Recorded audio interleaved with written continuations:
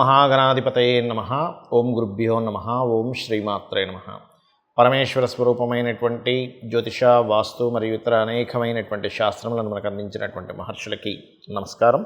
హయగ్రీవ హయగ్రీవ హయగ్రీవేతి యోవధేత్తస్య నిస్సరతే వాణి జనుకన్యా ప్రవాహవన్. అరుణాం కరుణాతరంగితాక్షీం ధృతపాశాంకుశపుష్పబాణచాపాం అనిమాదిభిరావృతాం మయూకై అహమిత్యేవ విభావయే భవానీం. శ్రీమాత్రే నమః. మనం ఈరోజు చెప్పుకోబోయే టాపిక్ ఏమిటంటే 12 లగ్నాల వారు, లగ్నం తెలియని వారు 12 రాసుల వారు ఈ యొక్క పుష్కర సమయంలో, అంటే మే 1వ తేదీ నుంచి 12వ తేదీ వరకు ఉండేటువంటి పుష్కర సమయంలో ఈసారి నర్మదా నదముకు పుష్కరం వస్తుంది. పడమర నుంచి తూర్పుకి ప్రయాణం చేసేటువంటి వాటిని నదులు అంటారు. తూర్పు నుంచి పడమర వైపు ప్రయాణం చేసే దాన్ని నదములు అంటారు. మరి దీనికి ఏమిటి, దీనికి ఉండేటువంటి తేడా వల్ల మనం పరిహారం ఏం చేసుకుంటే ఏ ఫలితం వస్తుంది అంటే, నదములు అంటే తూర్పు నుంచి పడమర వైపు ప్రయాణం చేసే ఈ నర్మదా నదం ఏదైతే ఉందో 1వ తేదీ నుంచి 12వ తేదీ వరకు ఈ సమయంలో పుష్కర స్నానం చేసి అక్కడ ఎటువంటి దానం, ఏ లగ్నం వారు ఎటువంటి దానం ఇస్తే ఎటువంటి ఫలితం వస్తుంది, అదేవిధంగా లగ్నము రాశి కూడా తెలియదు అటువంటి వారు ఏ దానం చేయాలి, ఏ పరిహార మార్గం చేసుకుంటే శని భగవానుడి యొక్క అనుగ్రహం. అందరం చూడండి, శని భగవానుడికి సంబంధించిన విషయంలోనే కొంచెం బాధపడుతూ ఉంటాం కదా, అయ్యో నాకు ఏలినాటి శని నడుస్తుంది, అర్ధాష్టమి శని నడుస్తుంది, శని దశ నడుస్తుందని. ఆ యొక్క ఇబ్బంది అనేటువంటి తగ్గుతుంది, అన్ని విధాలా మీకు బాగుంటుంది. మీరు పుష్కర స్నానంలో నదిలో దిగేటప్పుడు, నదము అని చెప్పాను కదా, దిగేటప్పుడు మీరు ఒక మంత్రము మొట్టమొదటిగా చదువుకోవాలి. అదేమిటి అంటే 3, అంటే అక్కడ ఏదైనా రాయి దొరికితే రాయి కానీ, లేకపోతే మట్టి దొరికితే 3 సార్లు అలా వేసి అందులోపల దీనికి ప్రత్యేకంగా ఒక మంత్రం చెప్పబడింది. ఏమిటది అంటే, పిప్పలాద సముత్పన్నే కృత్యే లోక భయంకరి మృతాకాంతే మయా దత్త ఆహారం ప్రతికల్పయ. కుంభలగ్నము, కుంభరాశి. మీరు పుష్కర స్నానం అనంతరము మీ యొక్క దారిద్ర్యాన్ని తొలగించుకోవడానికి, మీ సక్సెస్ రేట్ పెరగడానికి ఏ పదార్థము దానంగా ఇస్తే బాగుంటుంది అని చెప్పి చూసుకున్నట్లయితే, సర్వసాధారణంగానే కుంభం వారికి ఇప్పుడు రాశిలో శనికుజుల యొక్క సంచారం జరుగుతుంది. దీనివల్ల కాస్త తల్లిగారికి కానీ మీకు కానీ కాస్త మానసికంగా శారీరకమైన స్ట్రెస్ ఎక్కువగా ఉంటుంది ఏలినాటి శని వల్ల. అదేవిధంగా కాస్త భూములు, పూర్వీకుల ఆస్తులకు సంబంధించిన విషయంలో కొంత జాగ్రత్తగా ఉండండి అని చెప్పి నేను ప్రతిసారి చెప్తున్నాను అష్టమకేతు వల్ల. అయితే ఇక్కడ మన మ్యాటర్ ఏంటంటే, దానం ఏమి ఇవ్వాలి చూసుకున్నట్లయితే, కందులు 1 కేజీ కందులు, ఎరుపు రంగు వస్త్రము మీరు కనుక దానంగా ఇచ్చినట్లయితే మీకు దగ్గరలో ఉండేటువంటి ఆ పుష్కర స్నానం చేసిన తర్వాత ఉండేటువంటి పురోహితుడికి, మీకు ముఖ్యంగా ఏదైతే స్ట్రెస్ ఫీల్ అవుతున్నారో, కొన్ని మిస్కమ్యూనికేషన్స్ వల్ల కావచ్చు, కొన్ని అధిక ఖర్చుల వల్ల కావచ్చు, కొంచెం లేదా ఒక్కోసారి వేరే విదేశాలకు వెళ్దామని విదేశాలకు వెళ్ళేటువంటిది కుదరకపోవడం వల్ల జరిగేటువంటి స్ట్రెస్ కావచ్చు, అది ఖచ్చితంగా తగ్గుతుంది. కందులు 1 ఇవ్వండి, నువ్వులు ఇవ్వడం ద్వారా, ఈ 2 పదార్థాల ద్వారా. మరి దీంతోపాటు ఇంకొక పదార్థం ఏమిటి అంటే, ఉలవలు అంటారు, దాన్ని హార్స్ గ్రామ్ అంటారు ఇంగ్లీష్లో. వీటిని కూడా దానంగా ఇవ్వండి. మీరు పుష్కరం స్నానం చేసుకుంటూ వచ్చేవచ్చు, దీనికి మళ్ళీ వారము ఇవన్నీ సమయాలు ఏమి అక్కర్లేదు, ఉదయం పూట ఇవ్వచ్చు. ఒకవేళ కొన్ని సందర్భాల్లో ఏమవుతుందంటే, ఒక్కొక్కసారి ఈ ఉలవలు దానంగా ఇవ్వడం వల్ల పుష్కర స్నానం తర్వాత ఆకస్మికంగా జరిగేటువంటి నష్టాలు ఆగుతాయి, గుర్తుపెట్టుకోండి మీకు పర్టికులర్గా. అయితే కొన్ని సందర్భాల్లో ఇవ్వడం కుదరదు, అక్కడ పురోహితులు లేరు, లేకపోతే మీకే కుదరలేదు, అప్పుడు ఏం చేయాలి? ఇక్కడికి వచ్చిన తర్వాత ఇవ్వచ్చు అని అడుగుతూ ఉంటారు చాలామంది. ఇక్కడికి వచ్చిన తర్వాత కూడా మీరు ఇవ్వచ్చు, అంటే మీ ఇంటికి వచ్చిన తర్వాత. అలా కాకుండా అసలు తీసుకునే పురోహితుడే మాకు దగ్గరగా లేరండి, గోవుకి ఏమైనా తినిపించవచ్చా అంటే, ఇందులో నువ్వులు మాత్రం గోవుకి తినిపించకూడదు. నువ్వుల ప్రదేశంలో నువ్వులు బదులుగా మీరు బెల్లము తినిపించవచ్చు, క్యారెట్స్ తినిపించవచ్చు, గ్రాసము తినిపించవచ్చు.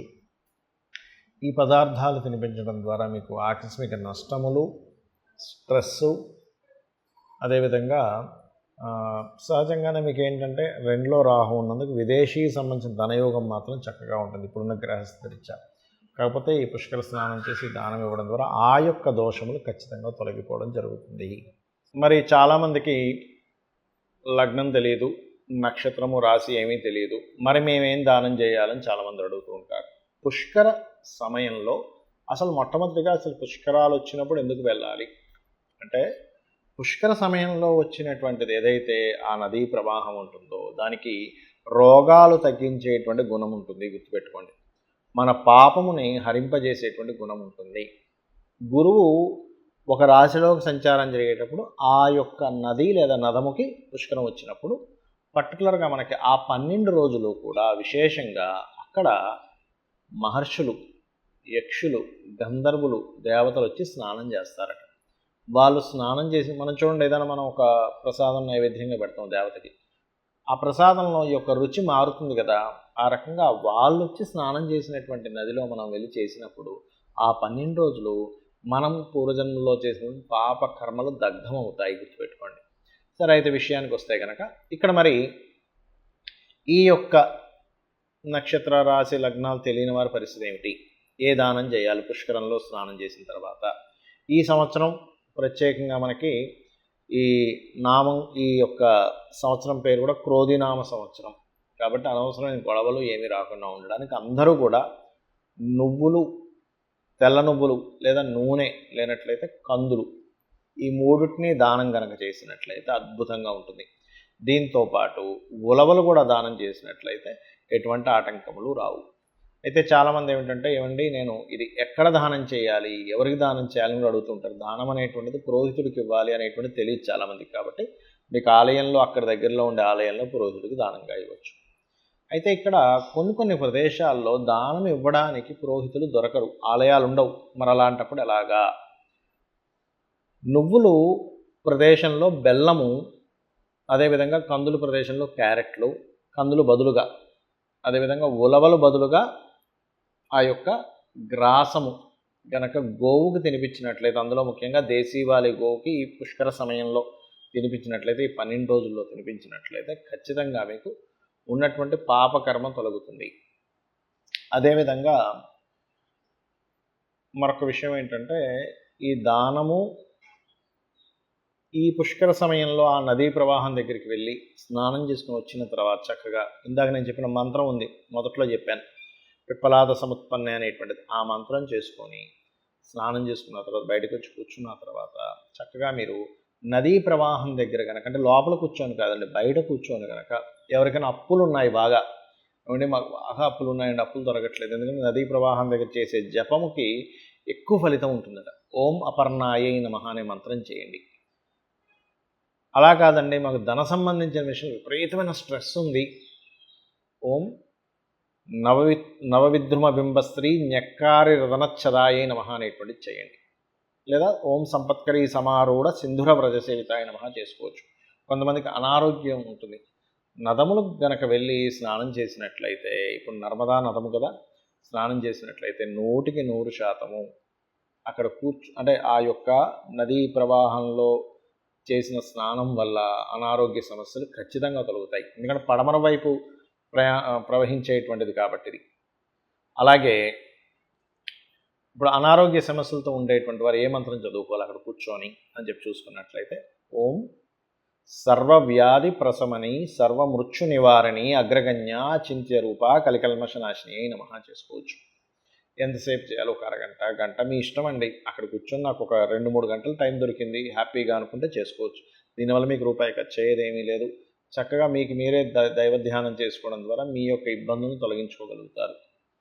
అలాగే కొంతమందికి ఉద్యోగం రాదు, అలాంటి వారు లలితా సహస్రనామాల్లో ఓం శ్రీమాత శ్రీ మహారాజ్ని శ్రీమత్ సింహాసనేశ్వరి నమః, అదేవిధంగా ఓం మాణిక్య మకుటాకార జానుద్వయ విరాజితాయై నమః చేసుకోవచ్చు. ఖచ్చితంగా ఇది పనిచేస్తుంది. పనిచేసిందని చాలామంది నాకు ఫోన్ కాల్స్ రూపంలో, మెసేజ్ రూపంలో చెప్పడం జరిగింది, కొన్ని వందల వేల మంది. అదంతా అమ్మవారి అనుగ్రహం, మన గొప్పతనం కాదు. ఇది చేయండి. ఏమంటే నదికి వెళ్ళలేకపోతున్నాము, నర్మదా నదం దగ్గరికి వెళ్ళలేము, మా దగ్గర అంత ధనము లేదు, మరి ఏం చేయాలి?